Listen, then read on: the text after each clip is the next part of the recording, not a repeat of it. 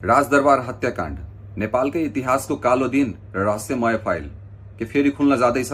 सरकारको रिपोर्ट हिसाबले प्रिन्स दिपेन्द्रले आफ्ना बुवा सँगसँगै आफ्ना वंशलाई गोली हानेर हत्या गरे। तर के एउटा प्रिन्सले जो पछिको राजा हो उसले आफ्नो बुवा र आफ्नो परिवारलाई यसरी अटोमेटिक राइफल लिएर गोली हान्न सक्छ? कि एक महिना अगाडि अमेरिकी सेना जो भूकम्प रहित घर बनाउन आएका थिए काठमाडौँ जडीबुटीमा। राजदरबार हत्याकाण्ड राति 8:30 बजे भयो र बिहान 8 बजे ती अमेरिकी सेनाहरू अमेरिका फर्किए कि तिनीहरूले यो हत्याकाण्ड गरेको हो। दरबार हत्याकाण्ड पछि फाइदा कसलाई भयो? को सत्तामा आए? कि तिनीहरूले नै यो षड्यन्त्र रचेको हुन्? स्रोत अनुसारले दरबार हत्याकाण्डमा भारतको रको पनि हात हुन सक्छ। हत्याकाण्डको केही दिन महिना अगाडि भारतको प्रधानमन्त्री इन्दिरा गान्धी नेपाल भ्रमणमा आएका थिए र उहाँलाई पशुपतिनाथ घुम्नु थियो। तर पशुपतिनाथमा हिन्दूहरूलाई मात्र प्रवेश थियो। राजा वीरेन्द्रले उहाँलाई छिर्न दिएनन्। दरबार हत्याकाण्ड पछि बिहान फोरेन्सिक टिम आउँदा किन हतियारहरूलाई ग्लोभ्स नलाइकन उठाए? किन फिंगरप्रिन्ट मिटाए? किन ती अमेरिकी सेना नेपाल आएको थियो एक महिना अगाडि?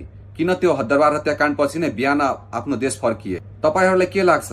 प्रिन्स दिपेन्द्रले रिसमा आएर आफ्नो बुवा राजा वीरेन्द्र सँगसँगै आफ्नो परिवार र आफन्तहरूलाई गोली हानेर हत्या गरे? कि अमेरिकी सेनाहरू यो दरबार हत्याकाण्डकै लागि आएको थियो नेपाल? कि पछि सत्तामा आउने नेताहरूको हात हुन्? षड्यन्त्र हो कि भारतको रको हात हो? प्रश्न धेरै ठूलो छ। किन यो केस अहिलेसम्म सुल्झेको छैन? को हत्यारा र कसको षड्यन्त्र रहेछ यति ठूलो हत्याकाण्ड पछाडि? सत्य तथ्यको छानबिन हुनुपर्छ र राजदरबार हत्याकाण्डमा कसको हात रहेछ तिनीहरूलाई कडा भन्दा कडा सजाय हुनुपर्छ। जय नेपाल।